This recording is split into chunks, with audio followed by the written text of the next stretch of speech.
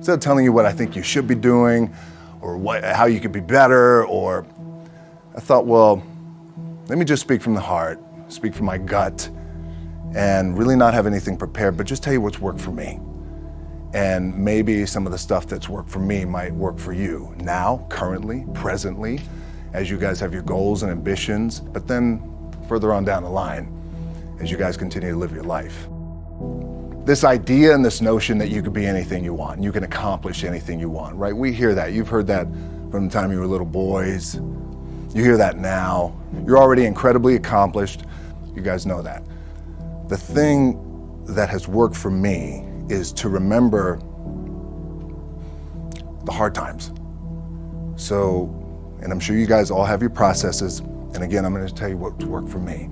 So before a big movie comes out, before, back in the days when I was wrestling with WWE, a WrestleMania match, anything big that would happen, I would always take a moment and I'd just remind myself, all right, I was evicted when I was 14.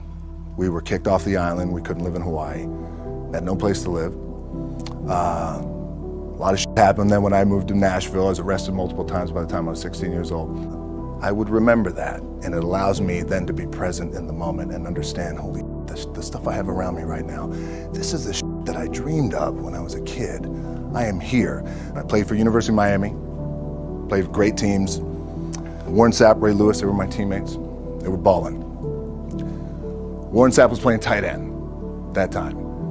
I was starting defensive tackle. Yeah, they moved him over to D-line. And he looked at me, he's like, yo, dude, I'm gonna take your spot. And I said, you ain't taking my spot. He said, I'm gonna take your spot. I said, no, you ain't. We battled, and he took my spot. Now you can imagine how that with me, because there goes my opportunity. He went in, switched to defensive tackle, lit the world on fire. Well, what that did, it crushed me, it crushed my dreams. I had a piss poor senior year, zero production, no NFL, no combine invite, nothing. Finally went to the CFL. Calgary Stampeders, making $250 a week Canadian. Now, I had to send that home to my wife at that time. Had no money.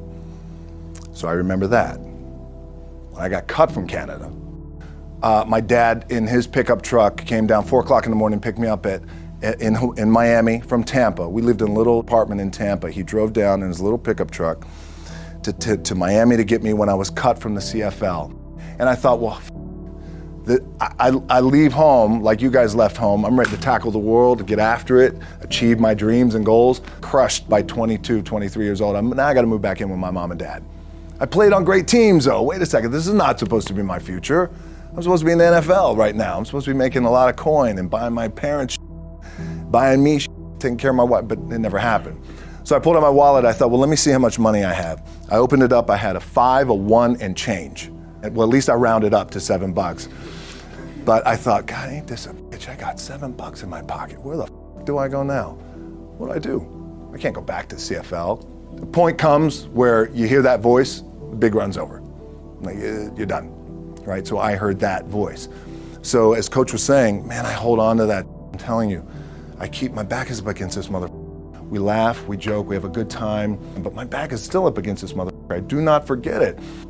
What this also helps me do, and again, it works for me, is at some point, you gotta be tired of not being number one. You have to be, and you gotta play angry, and I play angry. Now, I'm cool and calm with my approach, and when I step out on my field, which is a set, or, you know, like, there's some, and you're always gonna have haters, and haters are like, well, God damn, man, how many movies are you gonna make, or how much shit are you gonna do? Like, you do a lot of shit. I say, yes, it's my ambition. Of course, why not? I could do it, yeah. I love what I do. And not only that, but in what world do we not work every day? My back is up against this thing, you know, and I started to play angry, by the way, and I still play angry. My last match, Brock Lesnar, transitioned, and I realized if I had to be great at something, I wanted to be great in this world of Hollywood and movie making and producing and entertainment, I had to commit, and like you guys have to commit. Obviously, you commit to something, commit to the goal.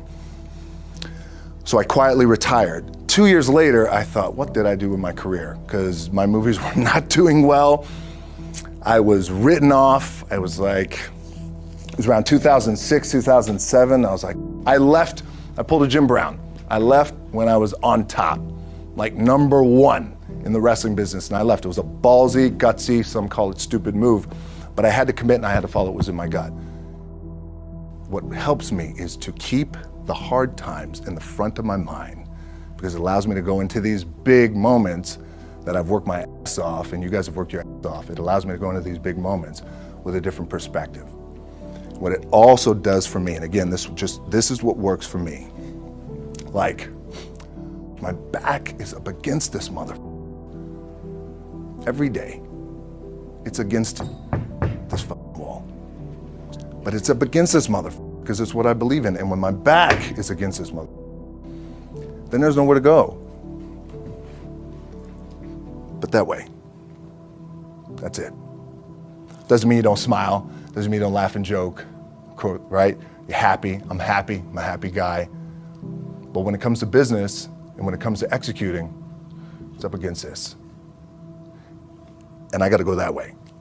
And I don't give a fuck who is in front of me. They're not going to stop me. The key for me was, where does it start? What's the anchor? What's the anchor?